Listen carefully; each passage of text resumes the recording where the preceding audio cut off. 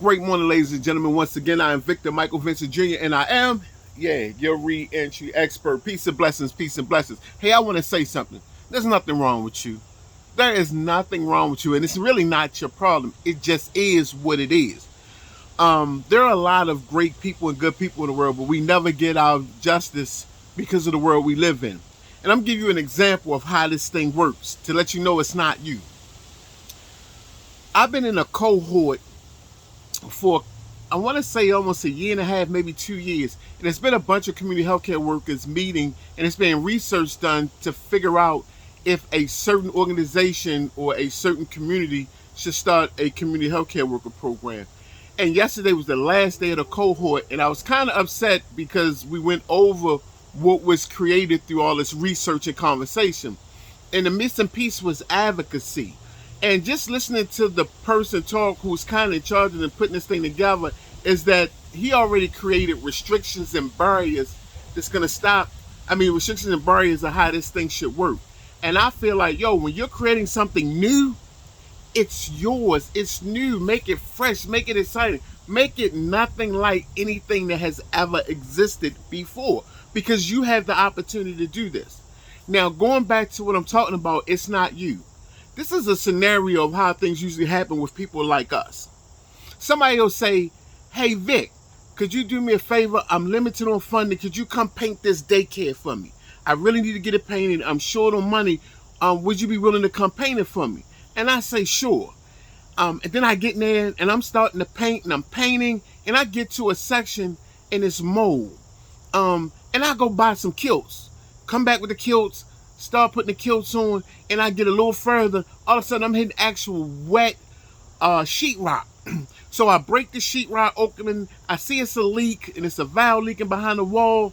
I go back to the store, get the stuff, fix the leak, buy some sheetrock, and patch it up, give it a day or two to dry, and then I'm back to painting. Now, what happens is the dude that hired me to do this asked me how long it would take me. And I told him, man, I could do this in a week. Well, now we're almost at the end of the week, and I'm not finished. And he come in like, you said it was going to be a week, and blah, blah, blah, blah, blah, and you promised me, and blah. I can't believe that you only got this far. And you have to say, hey, wait a minute, hold up. First of all, I found mold. I said, so I had to leave and go get some kilts, and I came back and started. Then I hit some wet sheetrock. So then I had to break it up, and I found a leak. Then I had to go get some valves and replace the valve to stop the leak.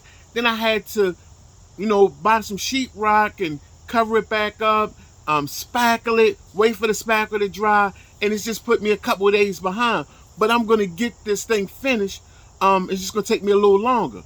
And the owner comes in, and the owner looks around, and the first thing the person that hired you says to the owner is, yeah, he was supposed to have been done tomorrow, but he done ran behind, and the owner looks at you like, well, what happened? You be like, well, look, and you explain everything happened. Hey, it was some mold, had to go get some kilts.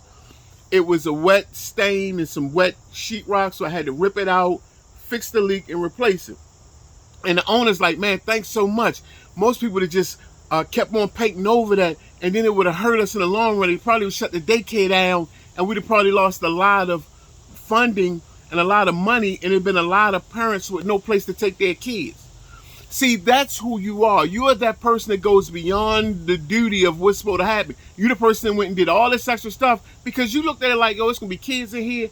I want to make sure everybody's okay. But the world that we live in is like that supervisor who is mad at you because you didn't finish when you said you was going to finish. And not only is he still mad at you, even after the owner thanked you and appraised your work, he's still mad at you.